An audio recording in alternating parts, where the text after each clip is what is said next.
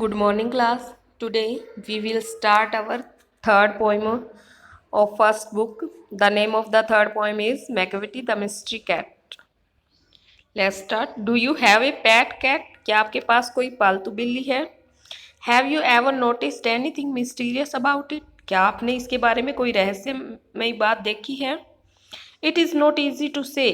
ये कहना आसान नहीं होगा कि whether every cat is a mystery. कि हर बिल्ली एक रहस्य होती है बट मैकेविटी इज वन। परंतु मैकेविटी एक ऐसी है फॉर श्योर विश्वास से कह सकते हैं। What is it that what is it that makes him a perfect mystery cat. वो कह रहे हैं कि ऐसी कौन सी बात है जो उसके एक रहस्यमयी बिल्ली बनाती है। Read the poem and find out. चलो पोएम पढ़ते हैं और इस बारे में हम पता लगाते हैं। Macavity is a mystery cat. Macavity एक रहस्यमयी बिल्ली है। He is called the hidden paw. उसको एक छिपा हुआ पंजा बुलाते हैं। वह एक छिपा हुआ पंजा कहलाती है। For he is the master criminal who can defy the law. क्योंकि वह कानून को न मानने वाली एक पक्की अपराधी बिल्ली है। He is the bafflement of Scotland Yard, the flying squads despair. यह पूरे स्कॉटलैंड यार्ड को भ्रम में डाले हुए है। पुलिस के जो उड़न दस्ते हैं उनकी निराशा का एक कारण है ये। For when they reach the scene of crime. जब वे क्राइम प्लेस पर पहुंचते हैं तो Macavity is not there. Macavity वहां नहीं होती है। Macavity Macavity there is no one like Macavity. Macavity Macavity या मैकेविटी जैसा कोई नहीं। He is broken every human law. उसने मानव के बनाए हुए हर लॉ को, हर कानून को तोड़ा है। He breaks the law of gravity. उसने गुरुत्वाकर्षण के नियम को भी तोड़ा है। His powers of levitation would make a fakir stare. उसकी जो तैरने की शक्तियां हैं वो एक जादूगर को भी अचंभे में डालती हैं। जादूगर को भी अचंभित करने वाली हैं। And when you reach the scene of crime. और आप जब सीन जहाँ घटना घटी है क्राइम प्लेस पर पहुंचोगे तो Macavity is not there. Macavity वहाँ नहीं है। You may seek him in the basement.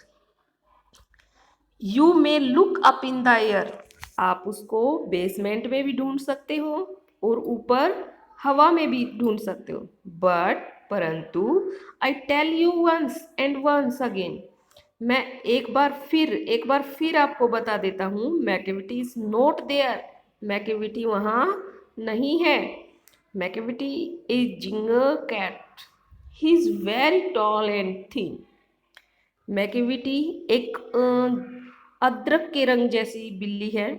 वो बहुत टॉल है और पतली है, लंबी है और पतली है। You would know him if you saw him for his eyes are sunken in. वो कह रहे हैं कि आप उसे देखकर ही जान जाओगे क्योंकि उसकी आंखें क्या हैं, अंदर की ओर धसी हुई हैं। His brow is deeply lined with thought. His head is highly domed.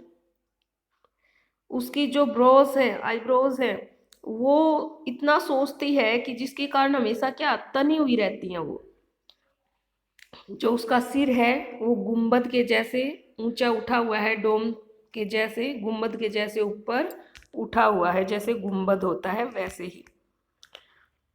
His coat is dusty from neglect. लापरवाही के कारण। नेगलेक्ट क्या होता है? लापरवाही के कारण जो उसका कोट है, जो उसकी भारी फर होती है बिल्ली के ऊपर वाली, वो क्या है? धूल से भरी रहती है, डस्ट से भरी रहती है। His whiskers are uncombed. उसकी जो मूछें हैं वो अस्त व्यस्त रहती हैं। He sways his head from side to side. वह अपने सिर को हिलाती रहती है इधर उधर। With moments like it snake. एक सांप की तरह, जैसे कि एक सांप अपने सिर को ऐसे हिलाता है वैसे ही वो भी अपने सिर को हिलाती हुई रहती है। And when you think he is half asleep. और जब आप सोचते हो कि ये सोई हुई है तो he is always wide awake, तो वह हमेशा जागती हुई होती है। Macavity Macavity, there is no one like Macavity. Macavity Macavity, यहाँ मैकेविटी जैसा कोई नहीं है। For he is fiend in feline shape, a monster of depravity। ये जो बिल्ली की आकृति में एक शैतान है, एक दुष्ट राक्षस है। You may meet him in a by street, you may see him in a square. आप उसे गली में मिल सकते हैं या उसे एक स्क्वेयर पर, एक चौराहे पर, एक चौक पर देख सकते हैं। But when a crime's discovered, परंतु जब एक अपराध का पता चलता है, then Macavity is not there, तब मैकेविटी वहाँ नहीं होती। इसके राइटर कौन है? टी.एस. इलियट इसके राइटर हैं, जिन्होंने ये बहुत ही ब्यूटीफुल पोइम राइट की है, वो इसके पोइट हैं। Thank you, have a nice day. आप इसको दोबारा से रीड भी करोगे, अच्छी तरह से आपको इसको